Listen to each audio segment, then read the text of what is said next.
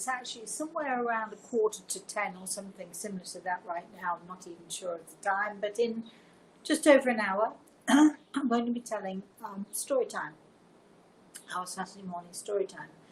And there are so many stories to choose from. It's so hard, really, to figure out which story to tell you. But I've been with my grandson for over a week now. It's so glorious, and he's 7 years old, and he's just wonderful. And of course, we've been having conversations, perhaps different conversations than most people would have with their 7-year-olds, because Reese has been asking me about the work that I do and how do I see and all of those things. And it occurs to me that there are so many of you out there who have children, who perhaps see, who perhaps hear, who are perhaps aware of stuff out, beyond our ordinary vision, beyond our ordinary comprehension.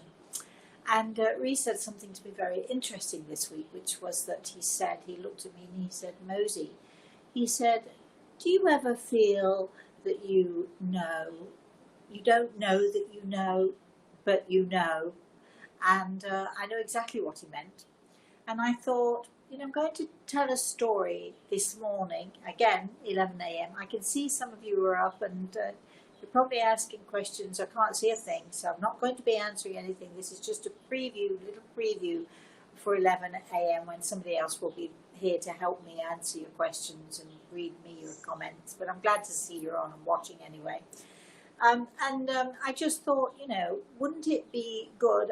I can tell you a story of my own daughter and my father, her grandfather, who she really loved.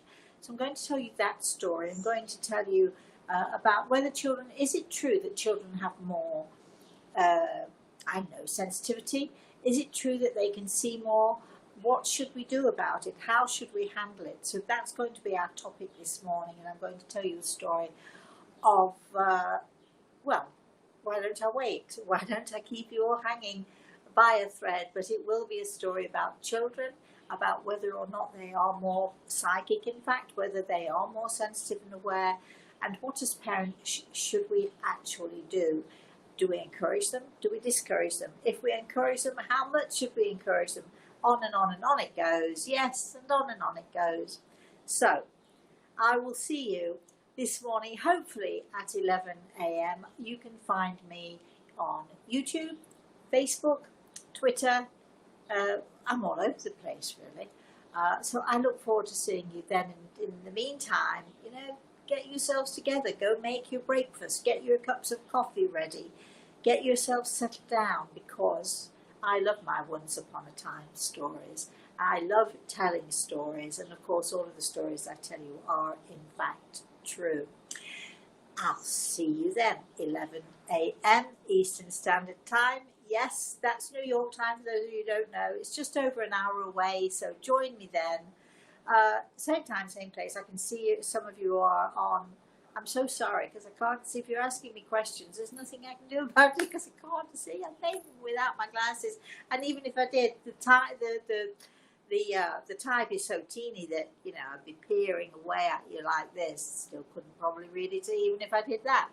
So join me. We'll be Q&A-ing, questions, answers, and story time, and talking about what should we do if and how our children are psychic, and how or not we should encourage them.